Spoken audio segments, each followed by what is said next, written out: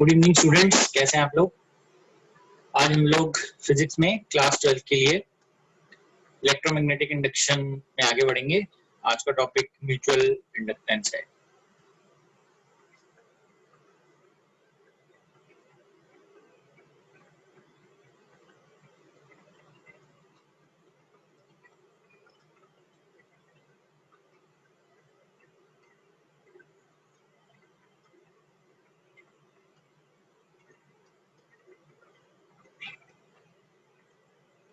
जैसे हमने last class में सेल्फ इंडक्टेंस पढ़ा था, वैसे ही म्यूचुअल इंडक्टेंस है।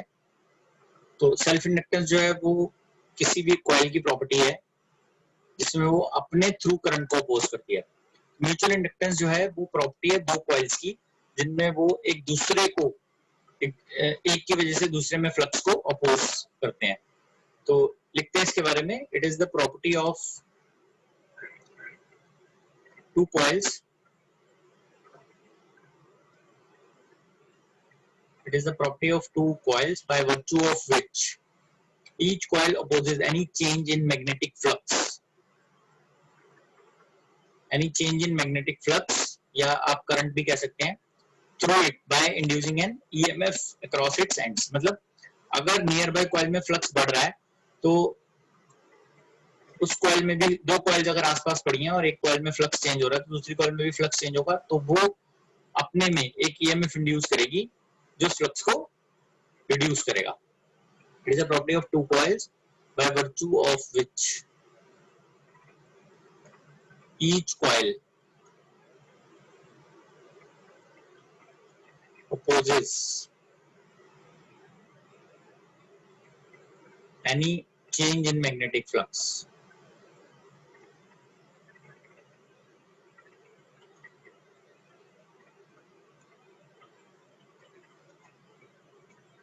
Hence current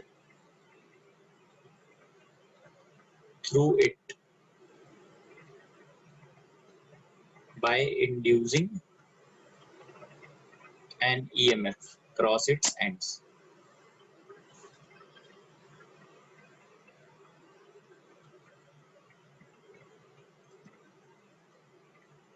ठीक है।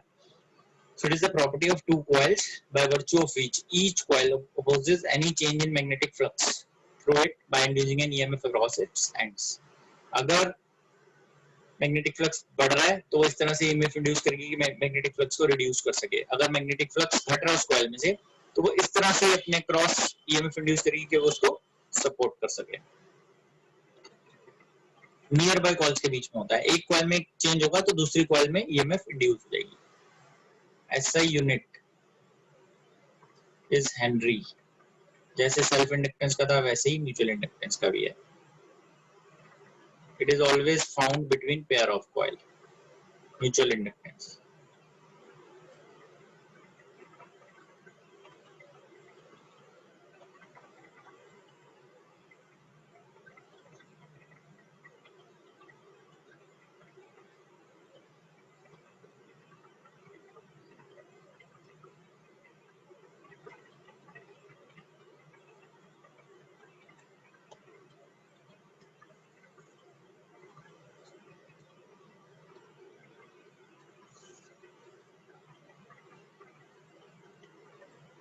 ठीक है।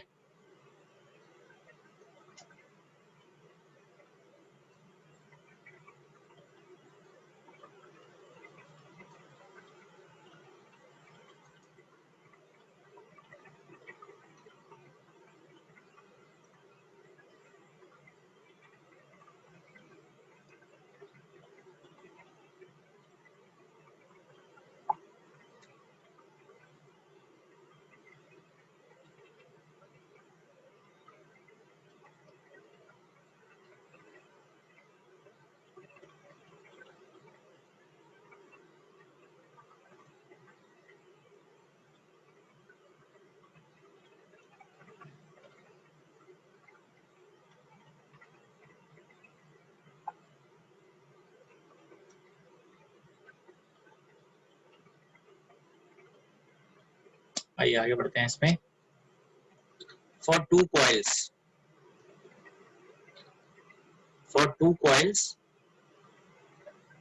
coil 1 and coil 2. Phi 1 2 is written as magnetic flux in coil 1 due to coil 2. मतलब coil 2 में अगर कोई कुछ चेंज हो रहा होगा तो यहाँ मैग्नेटिक फ्लक्स कुछ आ रहा है, and flux to 1 is magnetic flux in coil 2 due to coil 1. ठीक है, I1 is current in coil 1,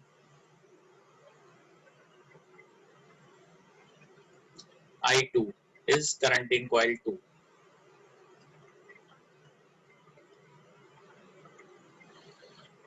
So therefore flux in 1 due to 2 is proportional to current in 2. जब हम इसका प्रोपोर्शनलिटी का साइन हटाते हैं तो ये आ जाता है M12 I2. Also फिर हम बात करते हैं flux into due to 1 is current in 1, ये आता है phi to 1 is equal to M21 I1. ठीक है, using by theorem of reciprocity.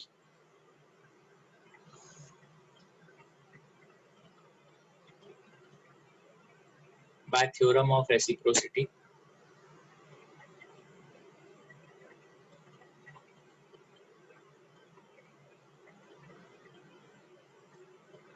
M12 is equal to M21. Actually जो M है M12, हम ये समझा रहे हैं इस तरह से कि ये 1 और 2 कॉइल के बीच का कोएफिशिएंट ऑफ म्यूचुअल इंडक्टेंस है, और M21 जो है ये 2 और 1 के बीच का है, तो बेसिकली है तो दोनों एक ही है ना, because 2 coils are same, therefore M12 is equal to M21 is equal to M. So this is always found between pair of coil. It is same between pair of coils. जब दो coil same होंगी तो 1 से 2 की तरफ जब भी कुछ होगा या 2 से 1 की तरफ जब भी कुछ होगा तो coefficient of mutual inductance will remain same, pair of coils में सेम रहेगा.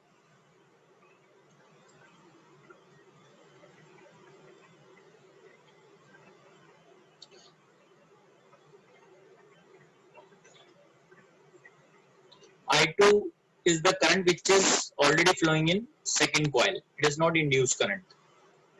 ये ऑलरेडी पहले से फ्लो कर रहा है.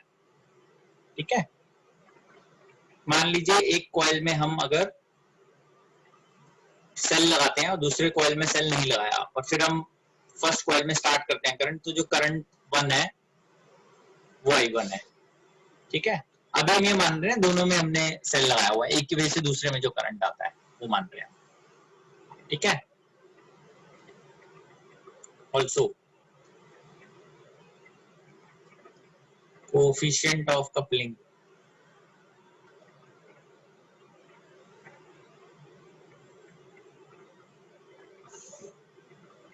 K की वैल्यू होती है capital M mutual inductance by L1 L2. ठीक है, आइए आगे बढ़ते हैं इसमें.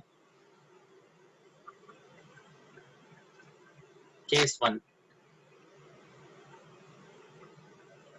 M is high. Mutual inductance जो है वो काफी हाई होती है. तो ये कैसे हम लोग इसको देख सकते हैं, तो ये कुछ इस टाइप की कंडीशन होगी जिसमें,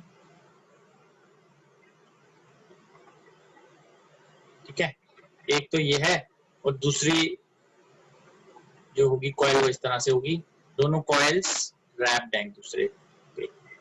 ठीक है, एक में करंट चेंज होगा तो हम दूसरे में उसको ऑब्जर्व करेंगे. This is case 1. Then comes case 2. M is moderate. M की वैल्यू मॉडरेट होगी. इस केस में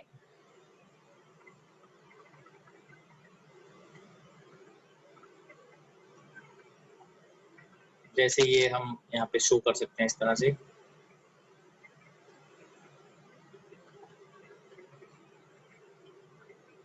मतलब ये कॉइल 1 है और ये कॉइल 2 है। कॉइल 2 में हम ऑब्जर्व कर रहे हैं, जैसे ही हम इसको स्टार्ट करेंगे की को, यहाँ इधर से मैग्नेटिक फ्लक्स चलेगा तो वो इसको भी हिंडर करेगा, ठीक है। तो जैसे ही वो इसको भी हिंडर करेगा तो फिर इसके अंदर भी कुछ करंट इंड्यूस होने लग जाएगा। क्लियर है?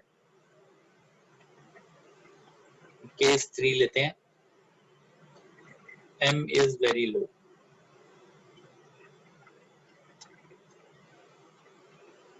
इस केस में आप ऐसे इसको समझ सकते हैं कि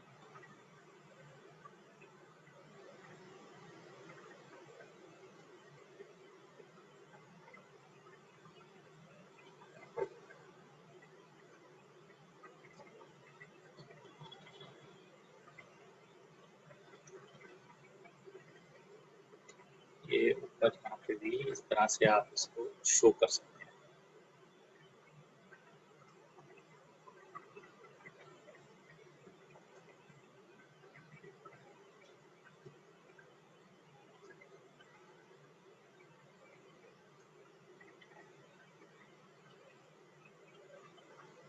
इसमें आप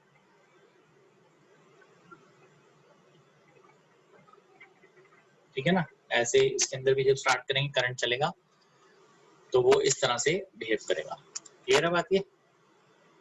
तो इस केस में आप ये देख सकते हैं कि जो फील्ड लाइंस हैं वो इसमें इस तरह से चल रही हैं, ठीक है ना। इसमें फील्ड लाइंस इस तरह से चल रही हैं और एरिया वेक्टर जो है वो इस तरह से है। ये एरिया है, ये बी है। बी और ए ऑलमोस्ट 90 डिग्री पे आ जाती हैं। देयरफॉर क्योंकि ये दोनों आपस में एंगल 90 डिग्री का बना लेते हैं तो इसलिए एम की वैल्यू काफी कम हो जाती है इस केस में।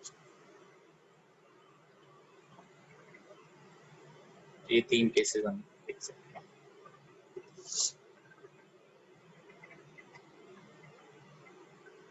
आइए नेक्स्ट में चलते हैं आगे।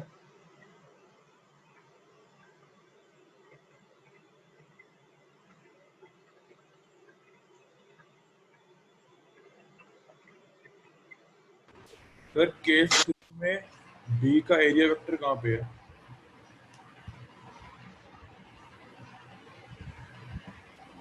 कौन से केस में? केस 3 में, थर्ड केस। केस 3 में एरिया वेक्टर ये रहा ना, एरिया जो है वो तो कॉइल के परपेंडिकुलर ही तो आता है, कॉइल चल तो रही है। बी का कहाँ पे आएगा? बी का फिर परपेंडिकुलर आएगा ना उसको। बी का तो सेम डायरेक्शन में आएगा ना। थर्ड केस में थर्ड केस में एरिया वेक्टर ऐसे आएगा ना परपेंडिकुलर, तभी तो एम बहुत लो है। ए का ऐसे है ना, बी का कहाँ पे आएगा? बी का तो इस तरफ आएगा। फिर ए में तो क्योंकि कुछ है नहीं ना, ए में तो करंट इंड्यूस होगा। ए में अभी कोई बैटरी नहीं है ना, हम एक की वजह से दूसरे में देख रहे हैं, सिर्फ अभी एक में ही जनरेट हो रहा है। एक में हम करंट इंड्यूस कर रहे हैं, एक में करंट स्टार्ट कर रहे हैं तो दूसरे में इंड्यूस होगा। तो परपेंडिकुलर कैसे देख रहे हो? मतलब किस चीज के परपेंडिकुलर है ए? ये फील्ड के ब्लू लाइन जो मैंने ड्रॉ की है फील्ड है। अच्छा, इसमें L1 L2 जो है वो सेल्फ इंडक्टेंस है दो कॉइल्स की। तो कोफिशिएंट ऑफ कपलिंग जो है it is always found between a pair of coils.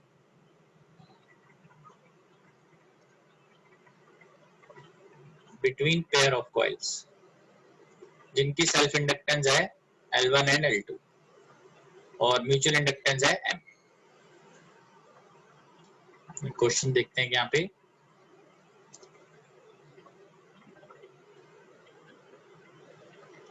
solenoid having N1 turns per unit length has area of cross section A, small a. Another coil having N2 turns per unit length having current I has area of cross section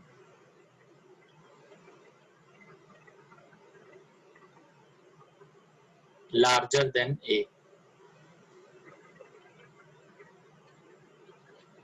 If L is equal to length of solenoid,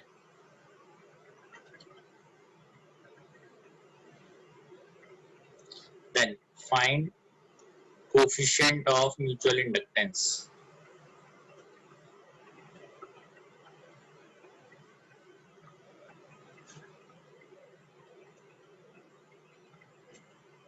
And find coefficient of mutual inductance if these are coaxial. These coils are coaxial. If these coils are coaxial, अगर ये एक ही axis में है, तब इसको आप इस तरह से देख सकते हैं.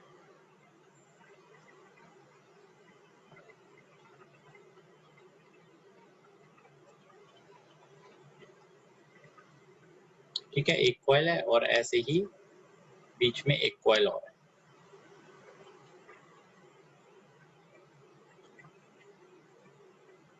ठीक है जी, एक्सिस सेम है इनका. ये है मेन कॉन्सेप्ट. वैसे परफेक्ट सर्कुलर होते हैं बट हम ऐसे दिखा रहे हैं. तो हम जो बड़ी वाली कॉइल है उसमें से करंट दिखा देते हैं I. So B at axis, magnetic field at axis of big coil. This is equal to B at axis of bigger coil is equal to mu naught I N2. ठीक है ना, ये आ गया हमारे पास. अब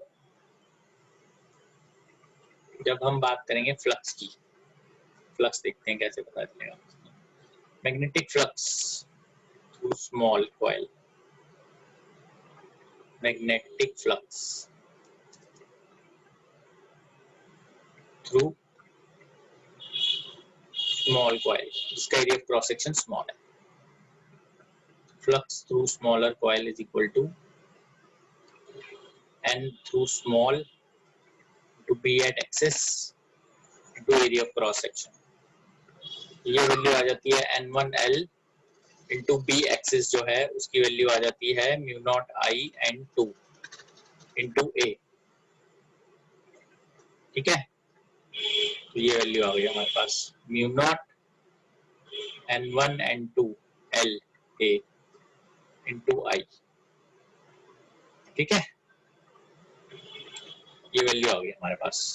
B एक्सिस जो है it is mu naught I N2. तो फ्लक्स थ्रू स्मॉलर कॉइल जो है that is number of turns in the smaller coil B at axis into area of cross section of smaller coil. So we get N1L mu naught I N2 into A. तो हमने इसमें I अलग कर दिया. तो जो भी flux जो है, क्योंकि हमने इसमें पहले पढ़ा है कि फ्लक्स जो है वो प्रोपोर्शनल होता है करंट के.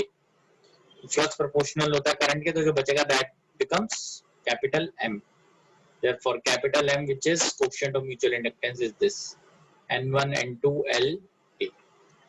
ये वैल्यू आ जाती है हमारे पास. चेक कर लीजिए इसको, फिर आगे बढ़ते हैं. ठीक है,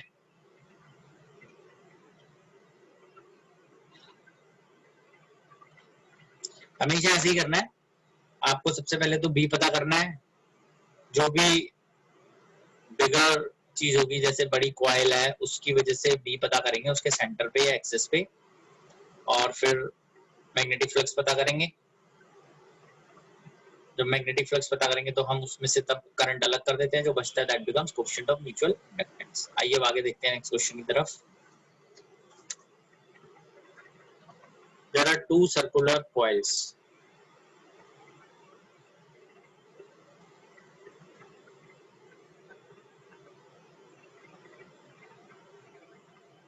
concentric to each other. इसका मतलब ये है कि सेंटर दोनों का एक ही है. तो देयर इज एक बड़ी कॉइल होगी और एक छोटी कॉइल होगी. Bigger coil has radius capital R and number of turns N1. Smaller coil has area of cross section as small a and number of turns N2. ठीक है जी. Find coefficient of mutual inductance between them.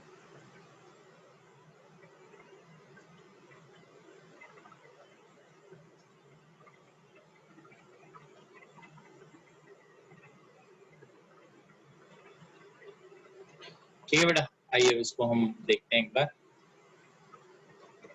Because जो भी हम अभी consider कर रहे हैं वो इस टाइप से है, कॉन्सेंट्रिक है.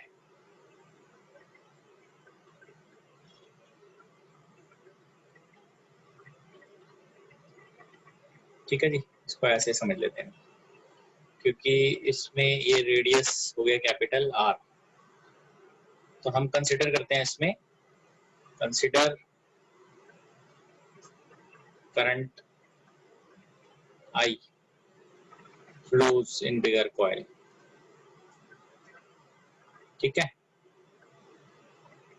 Therefore B at center, center पे कितनी वैल्यू होगी B की? It is mu naught into current into divided by 2R into N1. ठीक है. Mu naught I by 2R into N1 number of turns. Now flux through smaller coil, it is number of turns जो उसके हैं, that is N2 into B at center into area of cross section small a. ठीक है, इस तरह से करते हैं. अब हम क्या करेंगे, इक्वेट करते हैं इसको. Flux through smaller coil is equal to N2 into B at center, which is mu naught I N1 by 2R to small a. तो वैल्यू आ जाएगी mu naught N1 N2 divided by 2R into a. Current हमने I लगा दिया यहाँ पे, तो ये value आ जाती है हमारे पास. ठीक है. On comparing, we get capital M as mu naught N1 N2 A divided by ये वैल्यू आ जाती है हमारे पास कैपिटल M इस केस में. ठीक है. अब सेम ही केस है, इसमें कॉन्सेंट्रिक था. इसमें इन प्रीवियस क्वेश्चन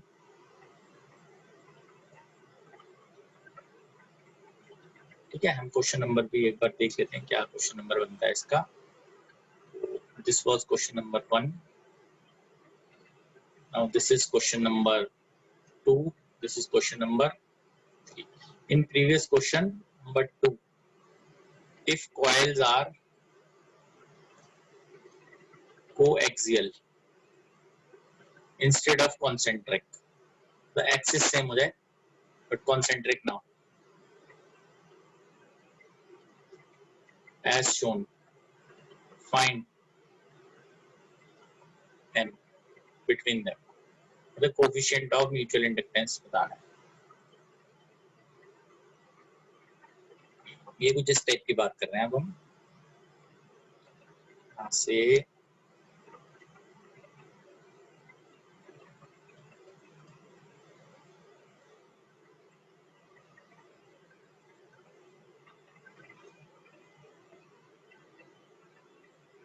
ठीक है, यहाँ से स्टार्ट हुआ ये, और इधर हमने एक और छोटी कॉइल रख दिया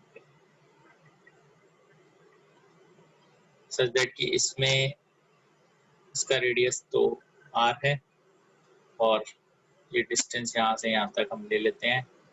this is L, where L is greater than R. तो इसका सोल्यूशन हम देख लेते हैं कैसे करना है. अभी फिर से कंसिडर करेंगे हम current in the bigger coil. Same method से ही करेंगे बिल्कुल. consider a current I flows in bigger coil.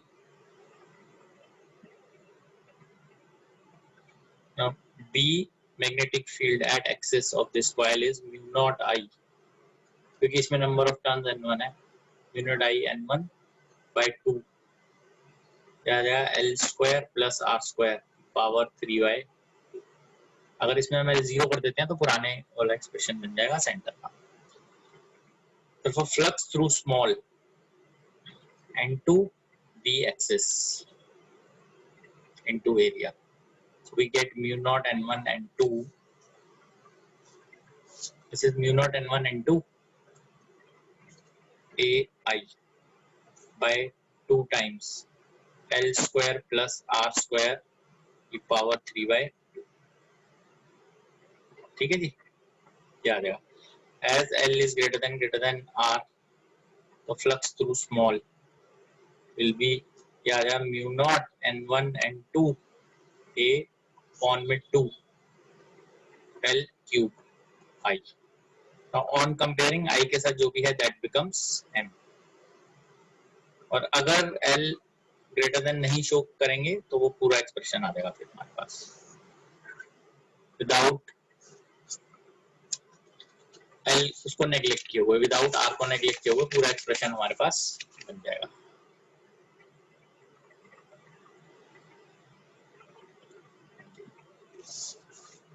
Sir magnetic field में मल्टीप्लाई का आर स्क्वायर भी तो होगा। हाँ एक सेकंड आर स्क्वायर भी होगा यहाँ पे, this is r square, sorry ये आर स्क्वायर भी आएगा यहाँ पे, this is r square also which is coming r square, mu naught I R square n1 by 2 times ऐसे होता है, बिल्कुल सही। ठीक है, इस तरह से हम इसको लिख सकते हैं।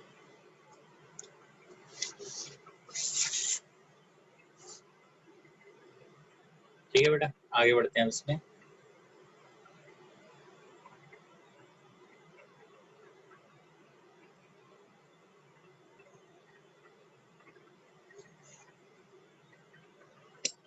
नेक्स्ट है हमारा topic eddy currents.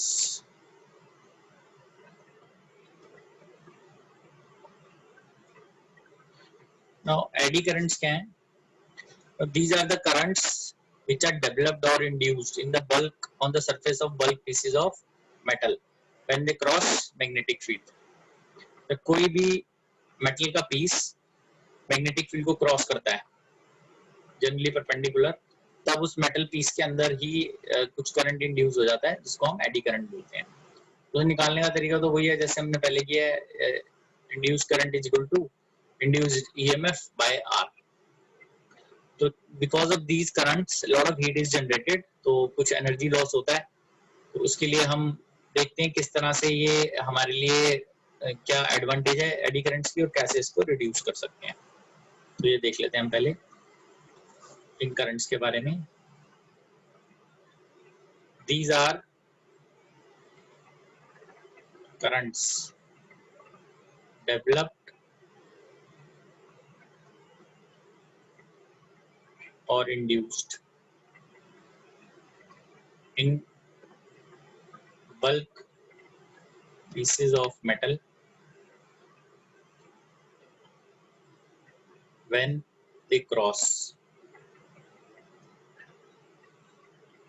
Magnetic field,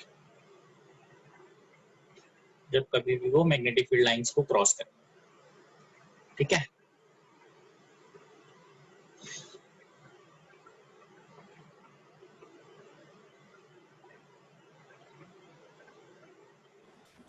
sir अभी आपने क्या समझाया था एडी करंट के बारे में, वो मेरा कनेक्शन चला गया था। एडी करंट्स का मतलब है वही करंट्स जो डेवलप होते हैं इंड्यूस्ड, जो बल्क पीसेस ऑफ मेटल में इंड्यूस होते हैं, इंड्यूस करंट को बोलते हैं।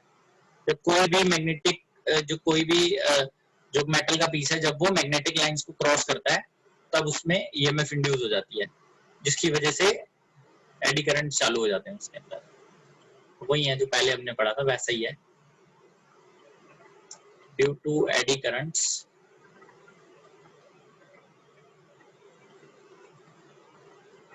lot of heat is generated,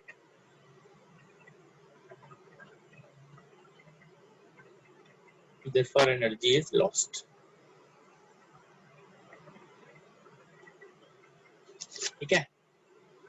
अभी हमें कैसे इसको रिड्यूस करना है और क्या इसके फायदे हैं वो देख लेंगे।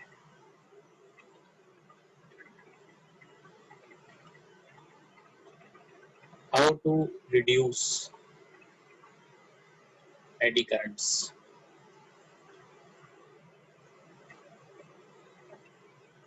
ठीक है, इसको रिड्यूस कैसे करना है? तो इसको रिड्यूस करने के लिए हमारे पास क्या तरीका है? By reducing area. एक्चुअली क्या होता है कि जैसे इसको समझते हैं हम, this is north pole, this is south pole. इसमें क्या होता है, यहाँ से जो हमारे पास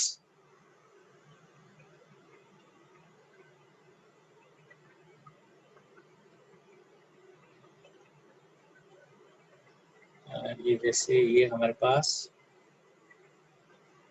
ये पीस है, हैंगिंग पीस, ठीक है ना।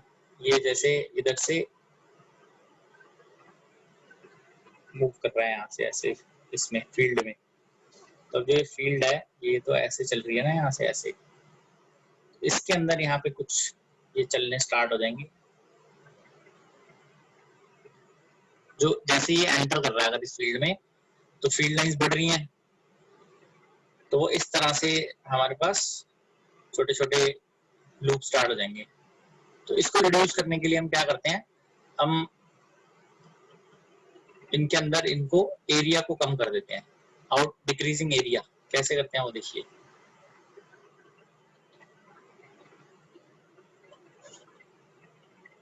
क्या करते हैं, ये जो पोर्शन होता है जो बार बार फील्ड लाइंस के थ्रू जाएगा, उसमें ऐसे कट्स डाल देते हैं। तो ऐसे कट्स डालने से क्या होता है कि उनको, ये जैसे नॉर्थ पोल है, साउथ पोल है, अब इसको जो करंट्स हैं वो रिड्यूस हो जाएंगे क्योंकि वो पूरा उनको लूप नहीं मिल पाएगा।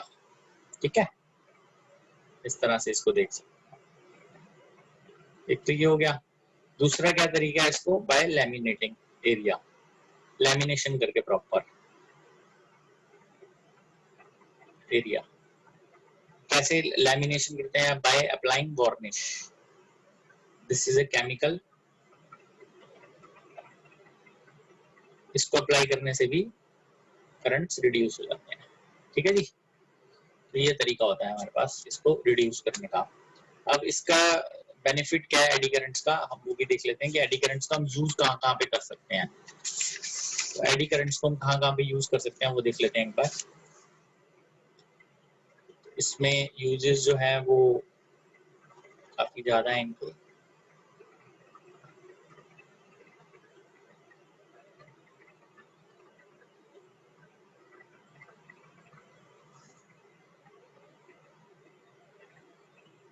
Uses of eddy currents,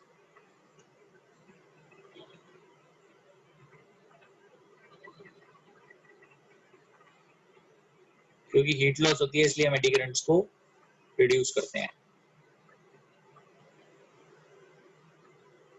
depend करता है, जहां पर इसका यूज है वहां पे वो उस तरीके से देखना है, जहां यूज नहीं है हमें इसका, वहां पे इसको रिड्यूस करेंगे।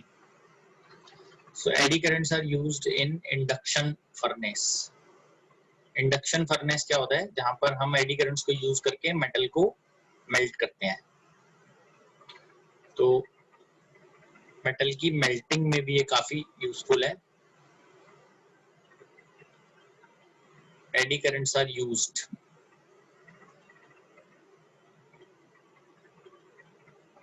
to melt metal pieces, to melt metal pieces। ठीक है, तो सबसे इंपॉर्टेंट यूज इसका यहाँ पर है।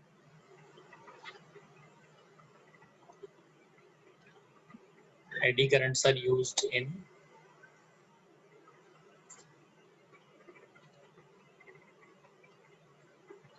in moving coil galvanometer, moving coil galvanometer to make it dead beat।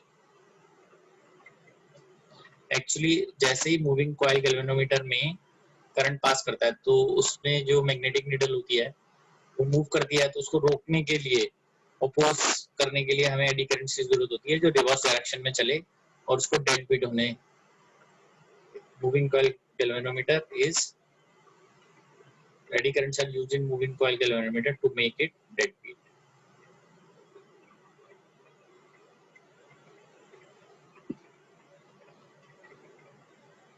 ठीक है, ये हो गया हमारे पास. These are also used in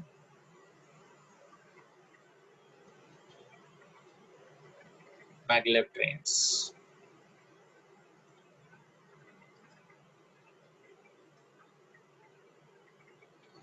ये मैगलेव ट्रेन जो है ये इस टाइप की ट्रेन है जो जापान में चलती हैं.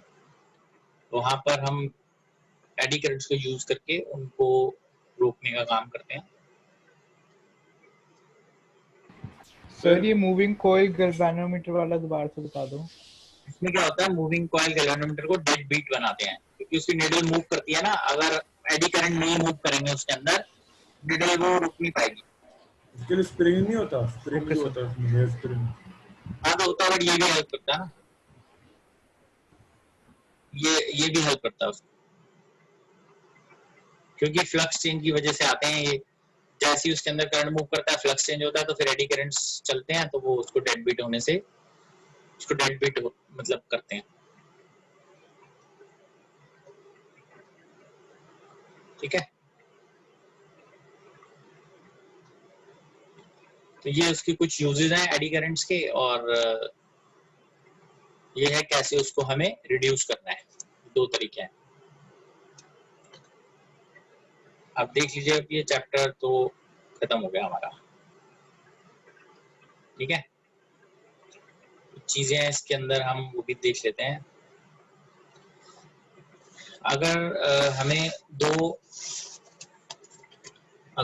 दो कॉइल्स हम आपस में अटैच कर रहे हैं सीरीज में, तब हमने पढ़ा था कि वो दो कॉइल्स होती हैं जिनको हम सीरीज में अटैच करते हैं, तो उनका इफेक्टिव जो है एल, उसकी वैल्यू कितनी होती है.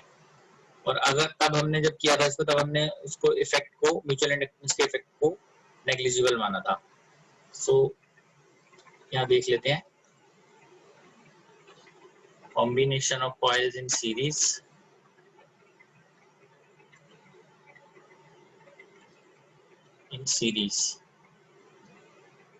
when mutual inductance is also there.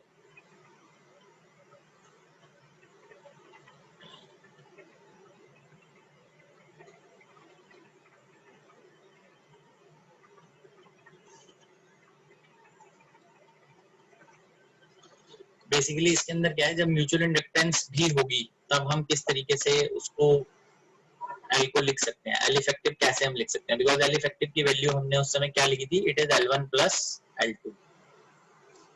ठीक है, आइए इसको जरा समझ लेते हैं.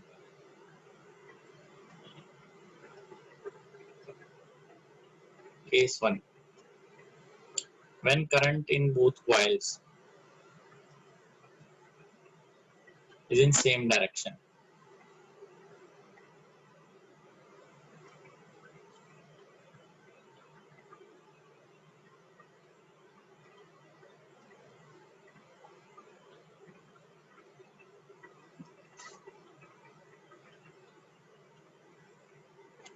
इसके अंदर कुछ इस टाइप से करंट ऐसे ही जा रहा है एक ही डायरेक्शन में. ये L1 था, ये L2 था, इज इक्विवेलेंट टू, इसके अंदर L equivalent is L1 plus L2 plus 2M. ठीक है, आपको ये लर्न करके रखना है. Case 2,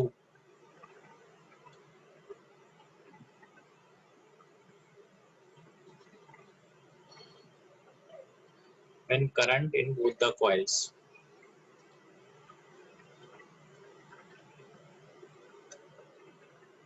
is in opposite direction.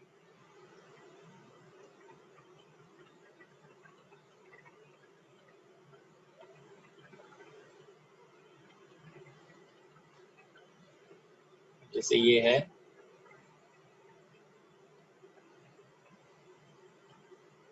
ठीक है, इसमें करंट यहाँ से एंटर कर रहा है, यहाँ से मूव करके वो इधर से ऑपोजिट डायरेक्शन में चला जाएगा। This is L1, this is L2।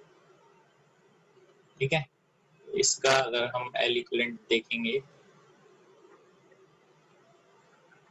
तो L equivalent in this case will be L1 plus L2 minus 2M। ये आ गया पास।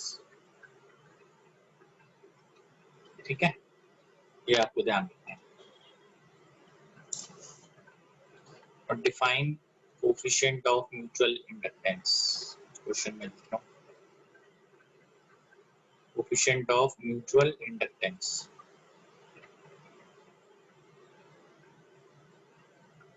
इसको कैसे डिफाइन करेंगे? It is defined as, it is equal to EMF induced in one coil, EMF induced in one coil when rate of change of current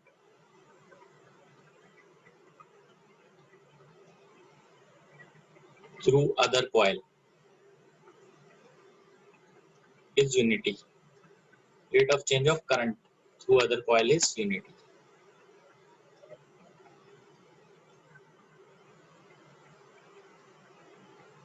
ठीक है ना, ये आ गया।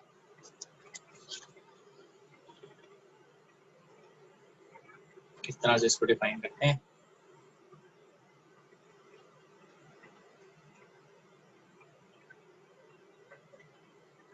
क्वेश्चन देख लेते हैं इस पर based. Current of 10 ampere in primary circuit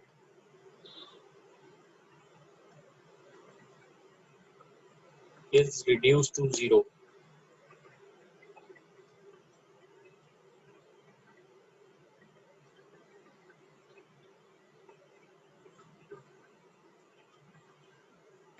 sir case 2 में हमने तो केस 1 को मोड़ दिया ना, तो बस वैसे ही हो गया। वो तो केस 1 ही है वो तो। अगर हम ऐसे मोड़ देंगे उसको तो ये डायरेक्शन ऑपोजिट हो जाएगी ना फ्लक्स की, दोनों का फ्लक्स की लिंकेज है आपस में। हमें तो वो देखना कि मैग्नेटिक फील्ड कैसे इफेक्ट करती है एक दूसरे को। अच्छा, So next is current of 10 ampere is in primary circuit is reduced to 0 at a uniform rate in 10 to the power minus 3 second. If coefficient of mutual inductance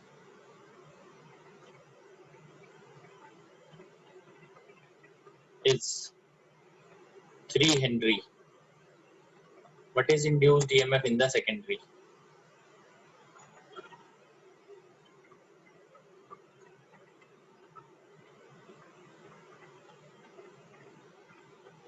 circuit. ठीक है ना, तो induced EMF in secondary circuit, तो क्या इसका तरीका है? Clear ये हमें जो आप ऐसे देख सकते हो इसको,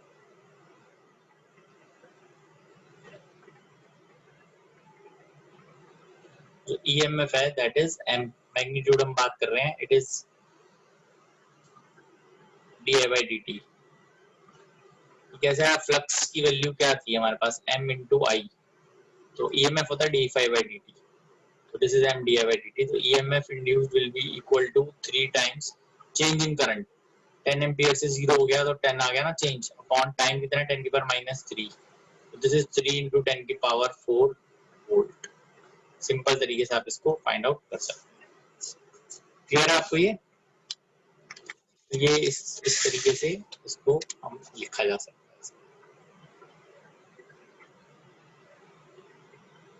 चेक कर लीजिए इसको।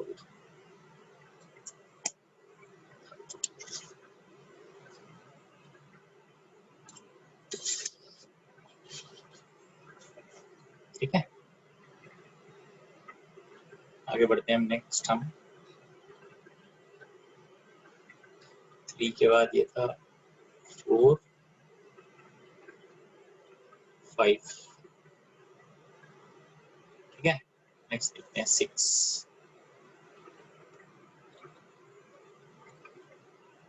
2 meter long solenoid with diameter 4 centimeter. Length है 2 meter, diameter है 4 centimeter and 2000 tons. Has a secondary coil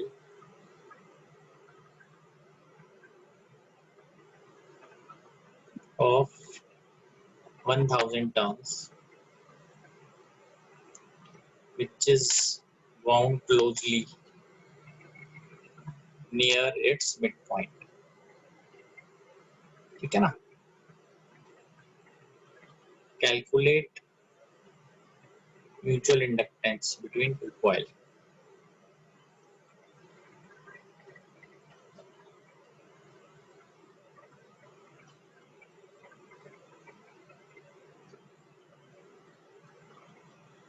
तो इसके लिए हम अभी डिराइव तो कर ही चुके हैं. देखिए पीछे आपने इसको सेम एक्सिस के लिए तो हमने डिराइव किया था.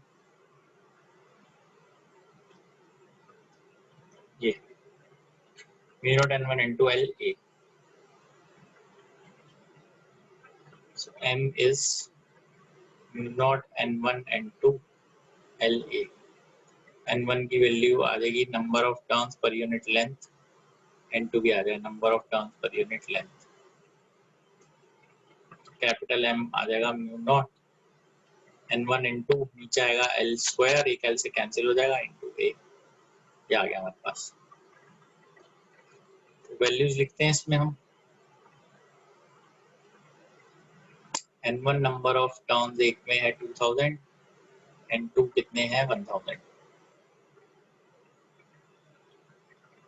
तो एरिया लेंथ है 2 मीटर, रेडियस 4/2 सेंटीमीटर. रेडियस है 2 centimetre which is equal to 2 into 10 की power -2 metre square. What is area जो हम स्मॉल लिखते हैं, स्मॉल ए है ए. ए की वैल्यू है pi R square. This is pi into 2 into 10 की पावर -2 का स्क्वायर मीटर स्क्वायर. ठीक है. कैपिटल एम की वैल्यू हम डाल देते हैं. इट इज म्यू नॉट की वैल्यू होती है 4 पाई इंटू 10 की power -7 into n1 2000 into n2 1000 divided by length which is 2 meters into area 4 pi into 10 की पावर -4. ठीक है. कैपिटल एम की वैल्यू आ जाती है यहाँ 4 4 16 पाई स्क्वायर बाय 2 इंटू 10 की पावर -11 इंटू 2 इंटू 6.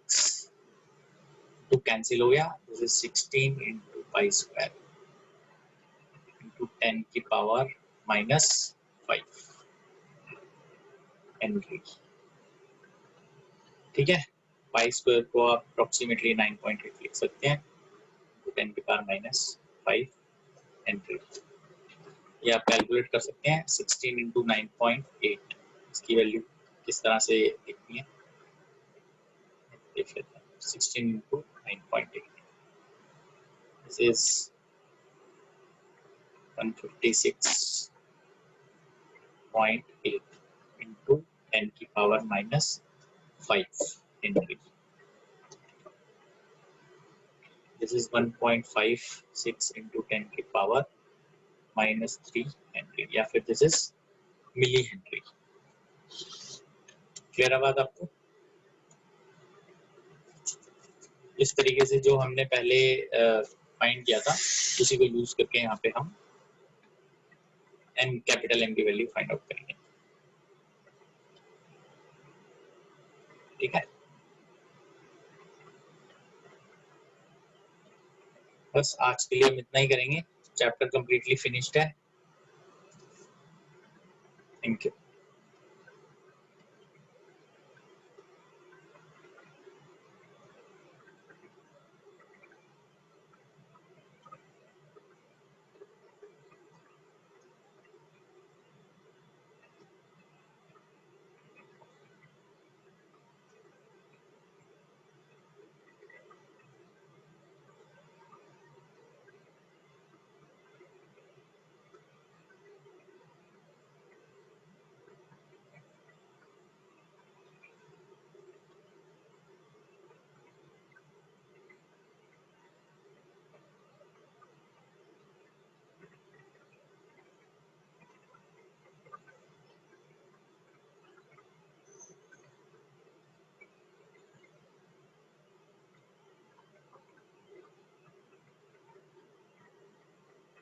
हाँ जी,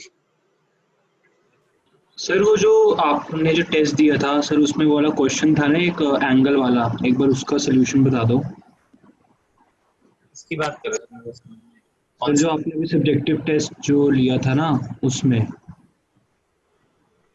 सर उसमें वो पॉइंट 45 डिग्री पे आपको निकालना था उस पे।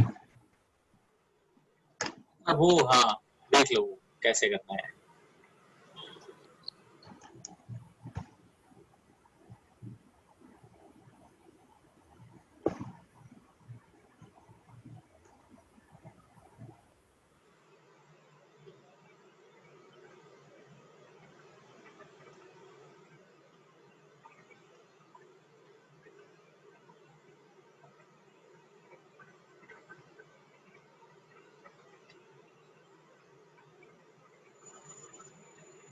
वो इस टाइप का था कुछ क्वेश्चन ऐसे, यहाँ पे पता करना था हमें, करंट यहाँ से जा रहा है ऐसे,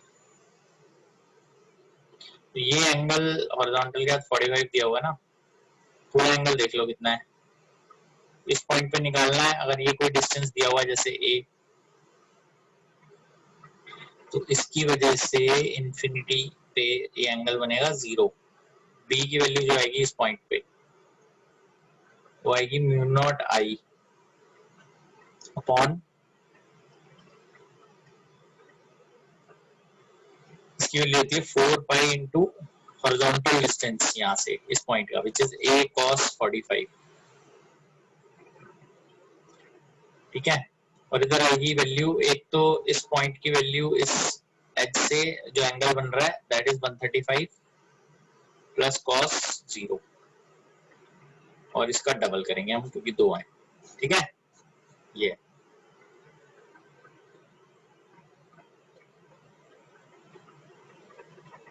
ठीक है बेटा, क्लियर है?